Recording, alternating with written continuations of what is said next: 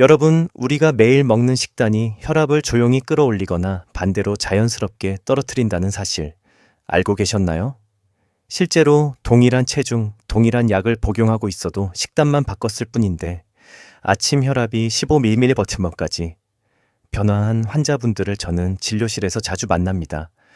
특히 중장년층과 시니어분들은 혈관의 탄력이 떨어지고 나트륨 조절 능력이 약해지기 때문에 어떤 음식을 선택하느냐가 앞으로의 건강을 결정짓는 가장 중요한 요소가 됩니다. 오늘 25, 30분 동안 저는 혈압을 악화시키는 식단과 실제로 의사인 제가 임상에서 인정하고 추천하는 혈압을 자연스럽게 낮추는 식단을 아주 쉽게 설명드리겠습니다. 이 영상을 끝까지 보시면 앞으로 이젠 어떤 음식을 줄이고 무엇을 더 먹어야 하는지, 또 식단을 어떻게 구성해야 안전하고 꾸준히 혈압을 관리할 수 있는지 명확한 기준을 갖게 되실 겁니다. 안녕하세요. 저는 20년 동안 고혈압, 심혈관 질환, 그리고 노령이 만성 질환을 진료해온 내과 전문의입니다. 오늘 영상은 여러분의 혈압 건강을 돕기 위한 교육 목적의 콘텐츠이며 개인의 병력이나 복용 중인 약에 따라 적용 방법이 달라질 수 있으니 실제 치료 계획은 반드시 주치의와 상의하시길 권합니다. 혈압이란 우리 몸 구석구석까지 피를 보내기 위해 심장이 만들어내는 압력입니다. 심장은 펌프처럼 피를 밀어내고 그 피가 지나가는 길이 바로 혈관입니다.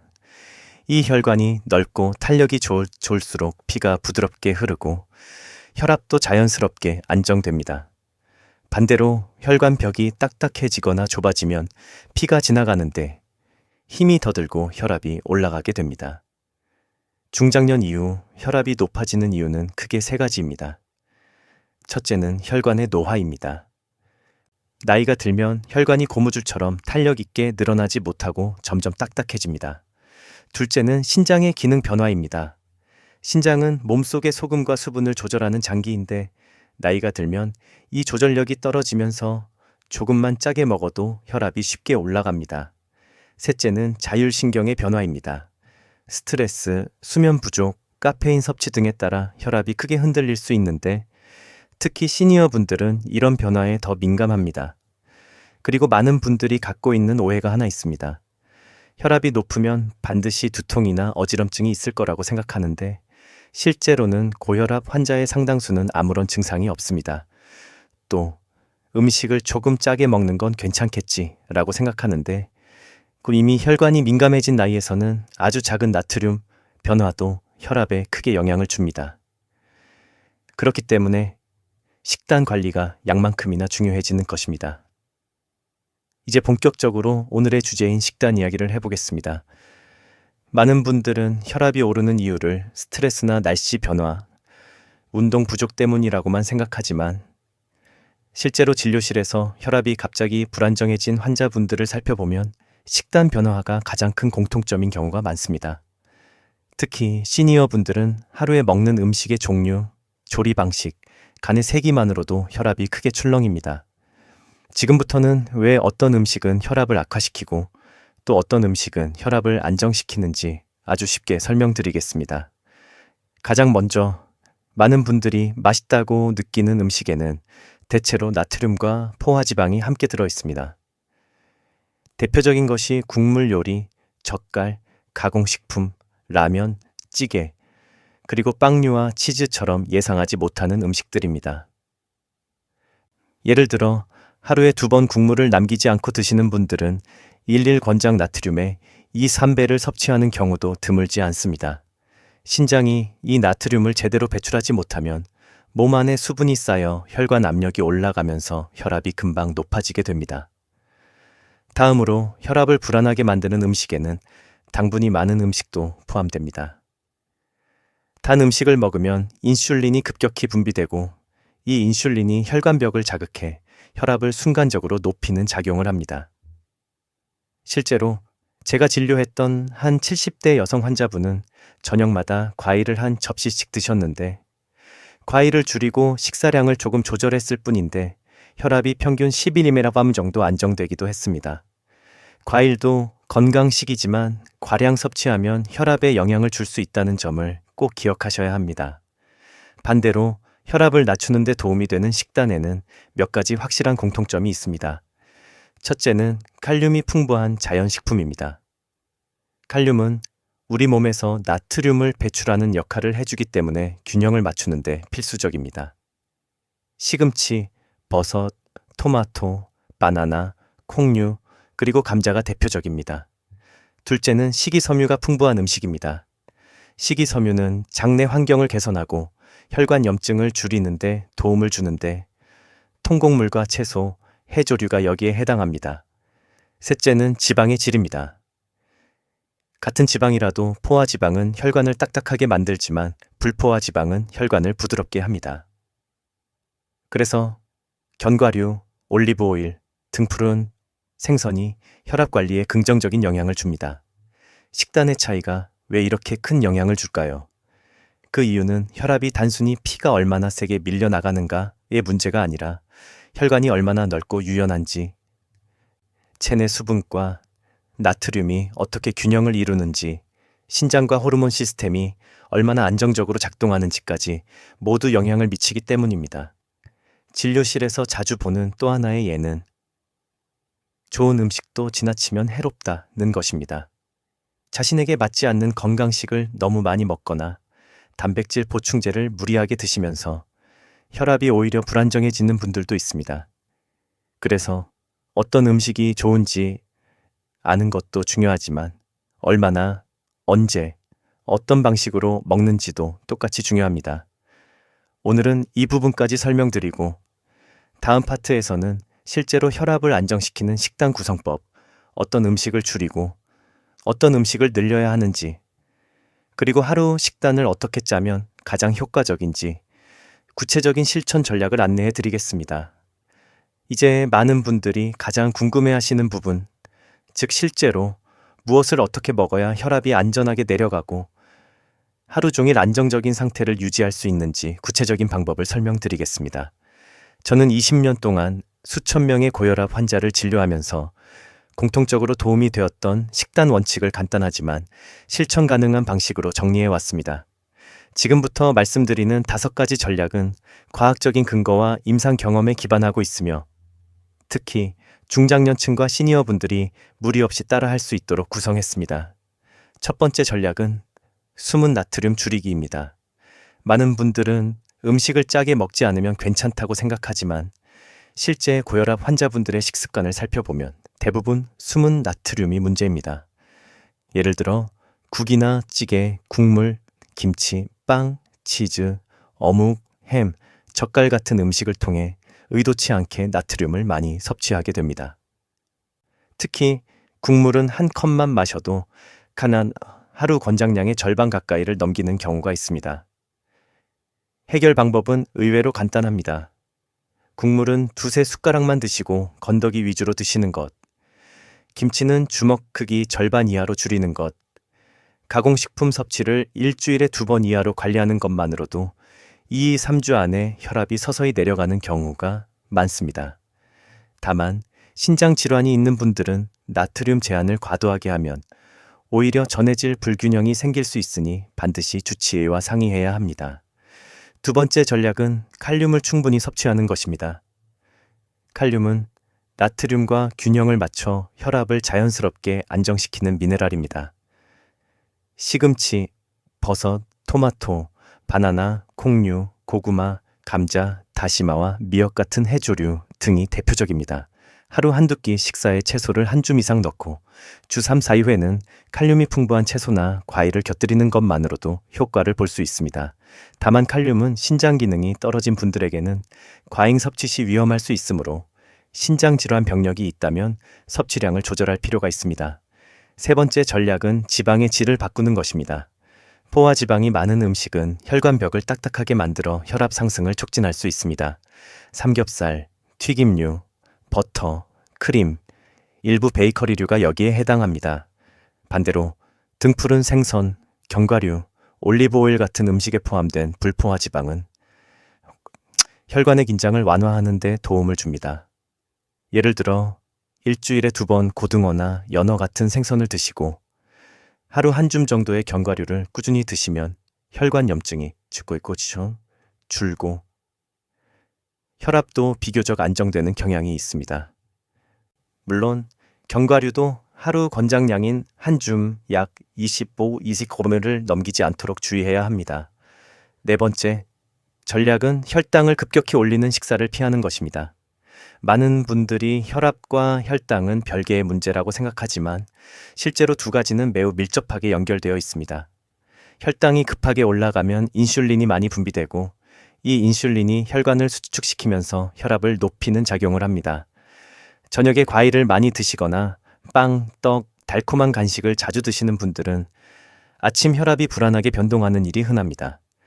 해결 방법은 식사 순서를 조절하는 것입니다. 채소, 단백질, 탄수화물 순으로 드시면 혈당 상승폭이 줄고 이는 곧 혈압 변동을 완화하는 데 도움이 됩니다.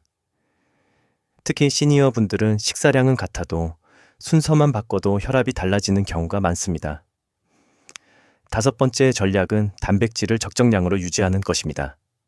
단백질은 근육 건강을 위해 필수지만 과도하게 섭취하면 신장 부담이 커져 혈압이 오를 수 있습니다. 특히 단백질 보충제를 별다른 이유 없이 매일 섭취하는 경우가 그렇습니다. 일반적으로 시니어 분들은 하루 체중 1kg당 0.8g 정도의 단백질이면 충분합니다. 예를 들어 체중 62kg이신 분은 하루 45g 정도면 적절합니다. 고기, 생선, 두부, 달걀 등 자연식품에서 고르게 섭취하는 것이 가장 좋습니다. 6번째 전략은 조리 방식 개선입니다. 같은 재료라도 어떻게 조리하느냐에 따라 혈압에 미치는 영향이 크게 달라집니다. 볶거나 튀기면 지방과 나트륨 섭취가 늘어나지만 찌기, 데치기, 굽기 같은 간단한 조리법을 사용하면 부담이 크게 줄어듭니다. 실제로 한 60대 남성 환자분은 평소 기름에 볶아 먹던 반찬을 찜이나 구이로 바꿨을 뿐인데 한 달 만에 수축기 혈압이 평균 10mm씩 낮아졌습니다. 조리법의 작은 변화가 건강에 큰 차이를 만드는 좋은 예입니다. 마지막으로 말씀드리고 싶은 핵심은 완벽하게 식단을 바꾸려고 하기보다는 하루에 한 가지씩만 실천해도 충분히 변화가 시작된다는 점입니다. 사람마다 기호와 체질이 다르기 때문에 자신에게 맞는 속도로 바꾸는 것이 중요합니다. 식단 조절은 단기적으로 하는 것이 아니라 평생 지속하는 생활 습관이기 때문입니다. 오늘 말씀드린 이 5가지 원칙을 천천히 적용하다 보면 혈압뿐 아니라 체력, 부종, 수면, 소화까지 전반적인 건강이 좋아지는 것을 느끼실 수 있을 것입니다. 지금까지 혈압을 높이는 음식과 낮추는 음식의 원리를 이해하셨다면 이제 실제로 일주일 동안 어떻게 식단을 구성하면 되는지 구체적인 예시를 드리겠습니다. 이 7일 계획은 무리하지 않고 바로 따라 할 수 있도록 구성했으며 중장년층과 시니어 분들이 가장 부담 없이 실천할 수 있는 방식으로 조절했습니다. 중요한 점은 완벽하게 따라하는 것이 목표가 아니라 자신의 생활 패턴에 맞게 조금씩 조정하며 적용하는 것입니다. 먼저 아침 식단입니다. 아침은 혈압이 특히 예민하게 반응하는 시간대이기 때문에 가볍게 하지만 영양은 균형 있게 드시는 것이 좋습니다. 매일 같은 음식을 먹지 않아도 되지만 기본 원칙은 같습니다. 채소와 단백질을 먼저 채운 뒤 부담 없는 탄수화물을 곁들이는 방식입니다. 예를 들어 하루는 데친 시금치와 삶은 달걀, 그리고 소량의 현미밥을 드시고 다른 하루는 토마토와 두부구이를 함께 드셔도 됩니다. 국물 음식은 되도록 피하고 따뜻한 차나 물로 간단히 마무리하는 것이 좋습니다. 점심은 하루 중 가장 자유롭게 구성할 수 있는 식사지만 나트륨 섭취를 관리하는 것이 핵심입니다. 가능한 한 외식은 일주일에 2번 정도로 제한하시고 외식을 해야 한다면 국물은 남기고 반찬 중 짠 음식은 절반만 드시는 것을 권합니다.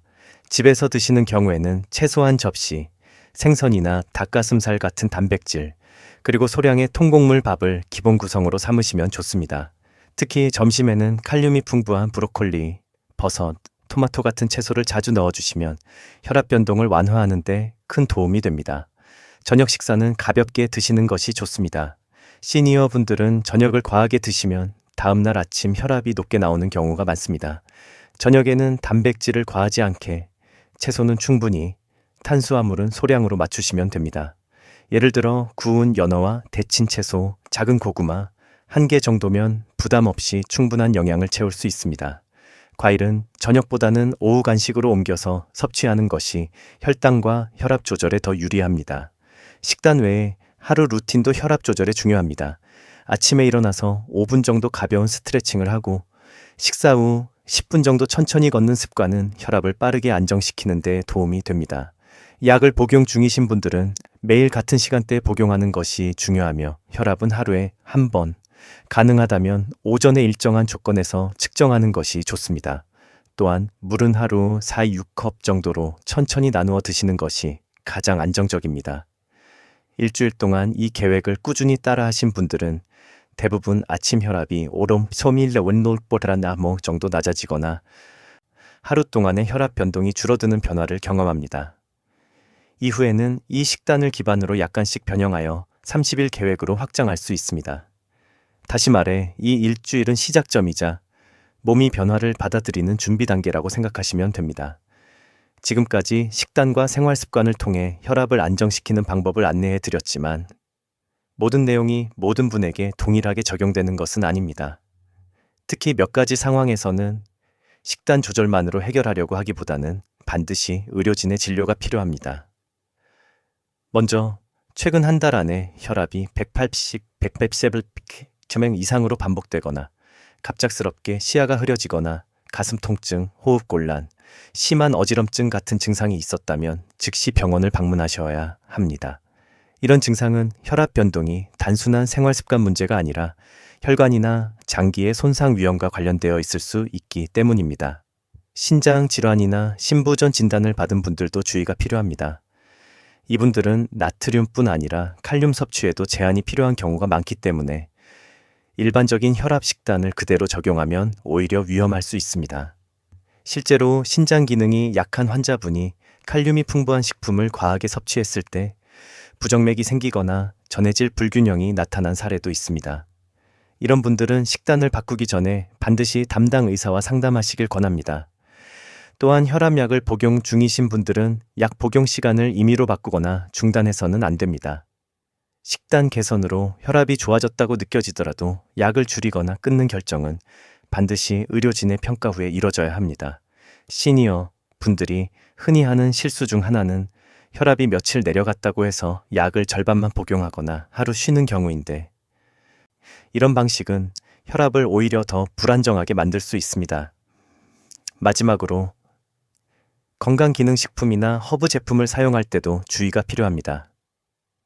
일부 보충제는 혈압약과 상호작용을 일으키거나 신장에 부담을 줄 수 있습니다.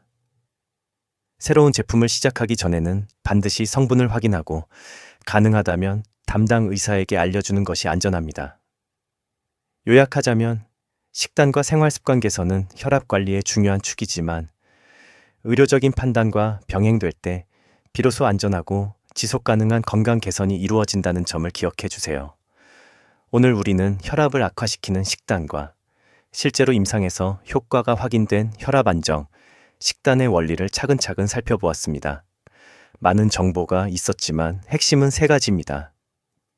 첫째, 소금과 숨은 나트륨을 줄이는 것만으로도 혈압은 충분히 안정될 수 있습니다.